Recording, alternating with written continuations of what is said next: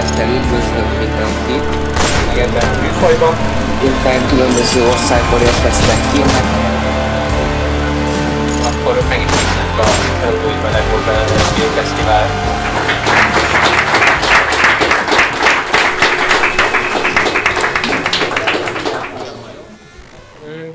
Jó, köszönöm szépen, szép napot mindenkinek. Kicsit igen, pont amire Mário utaltál, igen, valójában a saját előadásomat készítettem elő a kérdéssel. Tehát igen, a vetítés fenomenológiájáról szólna az előadás, és pont arra gondoltam, amikor én Misinek az ötletet elküldtem, akkor azt mondtam, hogy hát valójában nem hagyományos értelemben experimentális film, ha arra gondolunk, amilyenek a legtöbb ilyen kísérleti filmes, hogy ilyen mozifetisista, celluloid-fetisista módon, régi vágású módon gondolkodni a kísérletiességről, hiszen én a videóművészet, vagy az installált mozgókép kérdéseivel foglalkozom már elég régóta, és pont ennek a fenomenológiai vetületével, vagyis hogy hogyan lehet beépíteni a műveknek az értelmezésébe azt a helyzetet, amiben láthatóvá válik a film. És nyilván azok a helyzetek érdekesek, amikor a mozinak a apparátusát megbontják, meghaladják, újra gondolják a különböző, hát elsősorban videóművészek, hogy a terminológiával nagyon messzi lehet haladni. Két ilyen gondolat, nem látszik hátulról szerintem semmi a vetítésből, de majd legalább jegyzeteknek nekem jó. Tehát, hogy igazából itt a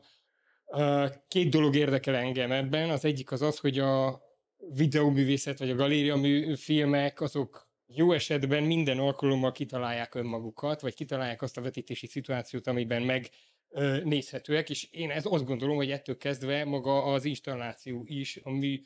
értelmezésének, vagy a műnek szerves részévé válik, és engem az érdekel, hogy a nézőben milyen tapasztalatot hoz létre, mi a nézői tapasztalatnak az architektúrája, amit megépít. Néha szószoros értelmében a mű vagy a művész. És hogy ennek nagyon sok minden a része, és hogy egy olyan nem csak vizuális, hanem testi megtörténést vagy megélést tesz lehetővé, ami abban tér el nyilván a mozitól, hogy ez nem rögzített, nem ismert, hanem minden alkalommal nekünk is újra fel kell fedeznünk azt a helyzetet, amiben láthatóvá válik a film számunkra, vagyis meg kell találnunk a saját helyünket a vetítés terében. És hát az experimentális kérdésében az első lépésben csak nagyon röviden utalnék néhány ilyen eredet mítoszra a kiterjesztett mozival kapcsolatban. Most csak az egyikőjükről fogok beszélni, ugye Moholy Nagy László és Youngblood jelenik meg itt, de most Youngbloodot átugorjuk, és mert hogy Moholy Nagy attól tud érdekes lenni, hogy ő és itt kapcsolódik talán a kísérleti film tradíciójához, hogy a 20-as években az avantgárd, vagy a korai avantgárd időszakában ő rengeteget foglalkozott azzal, hogy hogyan lehet a vetítés helyzetét újra gondolni. Olyan vetítéseket tervezett, ahol magának, a vászonnak az anyaga, a helyzete, elhelyezkedése részévé válik annak a műnek, amit elkészít. Egyrészt Malevichnek a Fehér négyzetéről is még képernyőről beszél, aztán volt egy színház előadása, ami mondjuk inkább az ilyen 29-ben már inkább a náci és náci ellenes konfliktusok miatt lett híres, de valójában ő akkor már vetített a díszletekre, és akkor ez az idézet számomra azért fontos, mert itt leírja azt, hogy hogyan lehet például gömbszegmentum alakú vetítést csinálni. Ezek később megvalósultak, de itt van a bal felső sarokban látható az ő egyik ábrája, hogy elképzelt egy ilyen félköri, vagy ilyen gömbszegmentum alapú vásznat, amin 3 filmet lehet vetíteni, és ezek a filmképek mozognak is. Tehát nem csak mozgóképet vetít, hanem egy prizma tervezett a projektorok elé, a forgó prizmát, aminek köszönhetően a 3 filmkép az mozog is a vásznon. És akkor a találkozásokat is annak megfelelően kell megtervezni. Tehát, hogy ő nagyon sokat gondolkodott arról, hogy ő már, ez egy 25-ös könyvében jelenik meg ez a diagram, tehát ő már akkor nagyon korán megpróbálta meghaladni azt az alapvető, akkor még újnak számító moziapparátust, amit igazából adottnak lehetett tekinteni. És ez pont azért is érdekes, mert ma már persze digitális technológiával ez nagyon könnyűnek tűnik, meg hát illetve először a videótechnológiával, majd a digitális ez nagyon könnyűnek tűnik, de ő ezt hát akkor még nem láthatta előre, hogy ez így fog zajlani. Jó, én itt néhány kérdést akarok csak megvilágítani. Ugye én évek óta mindezzel a videóművészetnek a fenomenológiáját, vagy a tapasztalatnak a leírását próbálom meg körbejárni, és akkor ezt néhány gondolatkör mentén, vagy kapcsán tettem meg. Az egyik az a testi önreflexió, amihez hát a klasszikus filmfenomenológiának, a Sobchaknak a filmteste fogalmából indultak ki, amit gondolom már azért eléggé közismert, tehát ő úgy gondolja, hogy valójában a filmhez úgy kapcsolódunk, hogy a filmnek van egy a létrehozó technológiák, tehát a kamera, a vetítőgép és a vászon által létrehozott intencionális teste, és ezt a testiséghez kapcsolódunk mi a saját testünkkel, és ezzel veszünk részt. Tehát, hogy egy intencionális teste van a filmnek magának, és hogy ez hozza létre számunkra azt a belépési pontot, ahonnan nézve akár a film tereit, vagy a film történéseit át tudjuk élni, tehát hogy egy tapasztalatként, egy a világot feltáró képi, vagy audiovizuális tapasztalatként tudunk ehhez kapcsolódni. És hogy hát Sobchak ezzel kapcsolatban persze olyasmiket mond, hogy igen, tehát hogy ez alapvető a filmnek a perceptuális tapasztalatában, tehát hogy ez, de hogy ehhez alapvetően szükséges, és ő ezt kifejezetten beszél a strukturalista, meg az önreflexív materialista filmekről, amelyek még az absztrakt filmek esetében is ő azt mondja, hogy minimális transzparenciára van szükség. Tehát, hogy igazából átláthatatlan, mediális transzparenciára gondol, tehát, hogy átlátható legyen, átlátszó legyen az a médium, ami ezt megjeleníti. Tehát, hogy ez ne kerüljön előtérbe. Mert akkor nem tud létrejönni ez a fajta tapasztalat. És akkor ő ugye arról, tehát az ő gondolatvilágának az alapvetésében az áll, hogy a film egyszerre egy észlelésaktus, meg egy kifejezésaktus, hiszen a kamera észlel egy világot, de közben ki is fejezi azt a világot, analóg módon a mi testünkkel, ahogy a testünk segítségével nézünk, meg nyilván fejezzük ki arra, vagy nézünk, fogunk, tehát mindenféle percepció, bocsánat, észlelünk,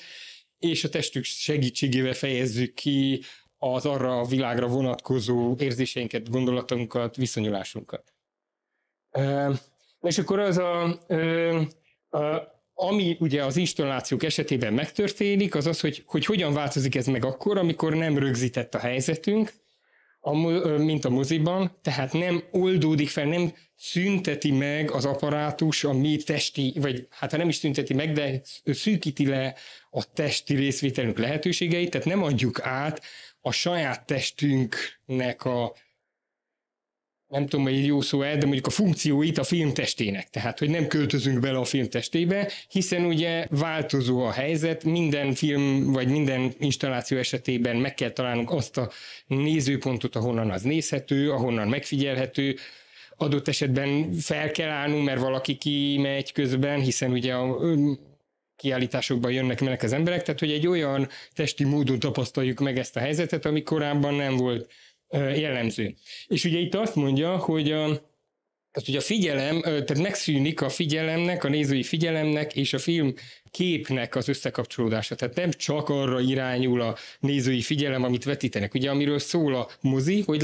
leárnyékol minden egyebet, mint a filmképet.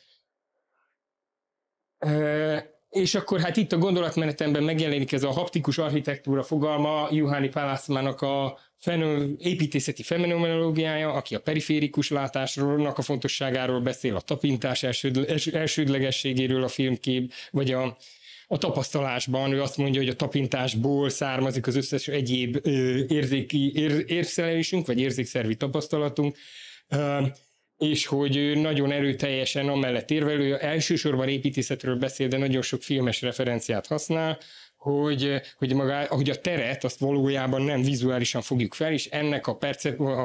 periferikus látásunk, a fókuszálatlan látásunk, a figyelmünk szétszóródása az egy nagyon alapvető elemét képviseli. És akkor egy ilyen nézőiség architektúrát vázol ő fel, illetve kapcsolta össze még egy másik szerzővel, aki a installációkkal foglalkozik, hogy hol helyezkedhet el az installációval, ahol az építészet és a mozi, meg aközött, amit ő művészek építészetének hív,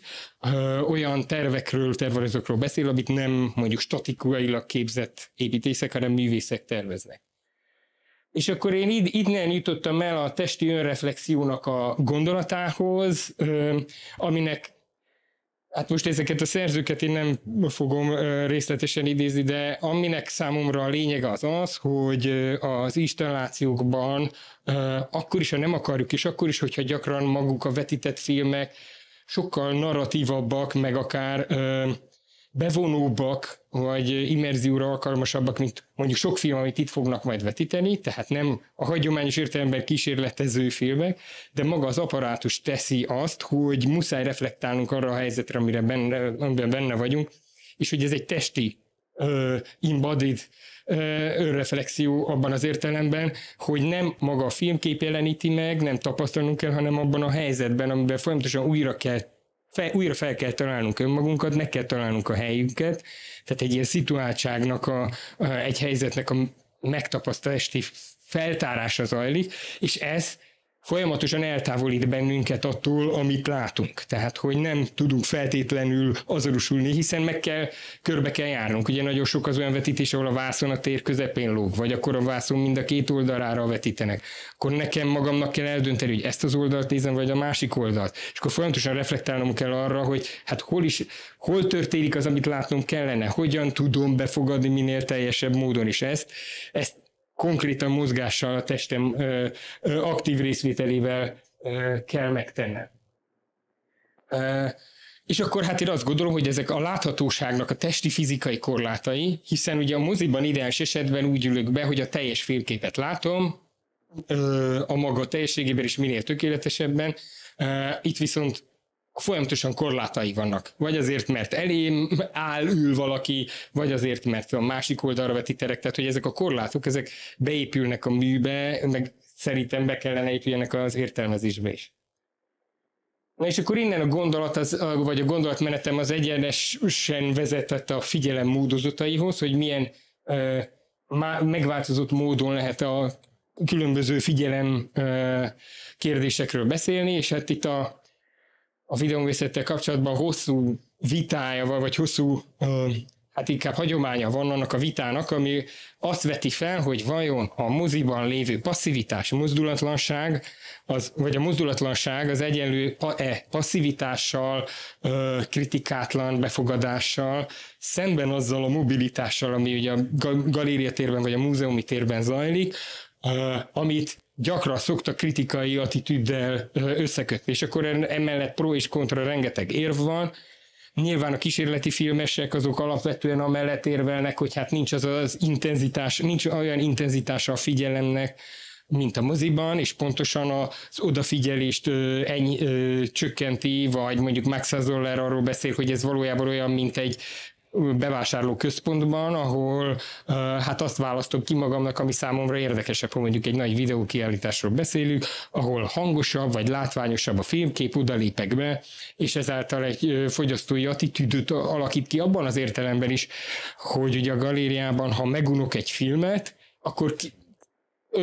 teljesen természetes, hogy kilépek belőle, nem nézem végig, nem teszem meg azt az erőfeszítést, hogy mondjuk a teljes művet befogadja. Persze ez hozzájárul, hogy adott esetben rendkívül hosszúak is tudnak lenni, de hogy mindenképpen ez egy fogyasztói attitűdöt jelenthet. És akkor ennek mindkét végélete megjelenik. Peter Osborne például arról beszél, hogy de hát a figyelem az valójában társadalmi konstrukció, és hogy a szétszórtság az valójában mindig arról szól, hogy a figyelmet átirányítja valami másra. Tehát amikor szórakozottságról, vagy szétszórtságról, vagy a figyelem szétszóródásáról beszélünk, azt nem csak negatív értelemben lehet, hanem arról is lehet beszélni, hogy elirányítja a figyelmemet valami másra, valami új fele, és lehetővé teszi számomra azt, hogy valami új felé nyitott maradja. Tehát, hogy nagyon sokféleképpen értelmezhető ez.